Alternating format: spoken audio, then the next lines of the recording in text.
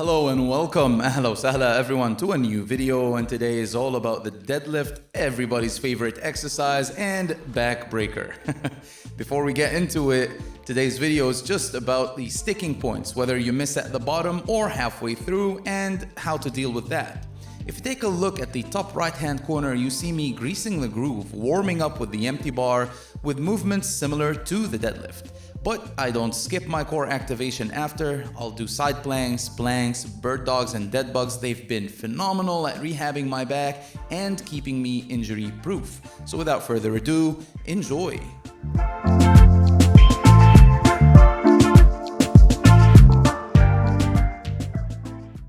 Before we move on to sticking points, I really need to hammer this point home of deadlifting more often. And yes, we're used to picking things off the floor ever since we were children, and you still do that on a daily basis, but specific practice with the barbell and some heavy loads is necessary. However, the caveat here is that the central nervous system is not really happy when you deadlift more often. The deadlift tends to tire us more than a squat or a bench would, and so repeating that effort more than twice a week could be counterintuitive and counterproductive for some people. So stick to 1 time or 2 times a week at a start and take it from there. Honestly, there's nothing more disheartening than losing a deadlift halfway through when all you had to do was extend your hips and your back. And yes, sometimes we save it by doing a hitch, and that's having us use our quads to finish the lift. It still counts, but I mean, it's not pretty, but still looks better than this. Here's what to do to fix this issue.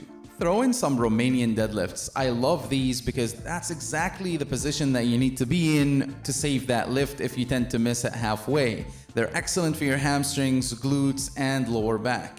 You can throw in a deficit as well for increased range of motion and hence increased gains. Rack deadlifts and rack pulls are something else that you can try. Set up the bar at exactly where you tend to lose your deadlift and just work some heavy deadlifts there, focusing on hip and back extension. And last but not least, some pause deadlifts. Here I'm pausing twice actually, once below the knee and once above the knee for about 2 seconds on the way up and on the way down. And I love these not only because they're great for teaching you good technique, but they challenge your core and your muscles in these positions that you have to hold isometrically. Does the bar just sit there like a rock mocking you? Completely immovable, you keep pulling until you're red in the face? If that happens, the cure is simple and it's called deficit deadlifts. The reason I love these is that it teaches you how to use your quads to launch the bar off the floor. You see, the deadlift is a pull exercise, but you need to be able to push the floor away using your legs, and doing that off a deficit will build strength and it will help you build speed, and most importantly, it will give you confidence when you're back on the floor and pulling weights that used to be immovable but are now flying off. And last but not least, let's discuss grip strength and accessory work. Now, the reason why we switch our grip like so and use a mixed grip is because the bar, when it gets heavy, tends to slide out and it wants to pry your hand open. So we mix the grip like so it doesn't really rotate much. But you're missing out on the benefit of double overhand deadlifting. So if you stick to lighter loads all the way up to like 85% using a double overhand grip, that will guarantee that you're training your forearms as well without having to put in extra work.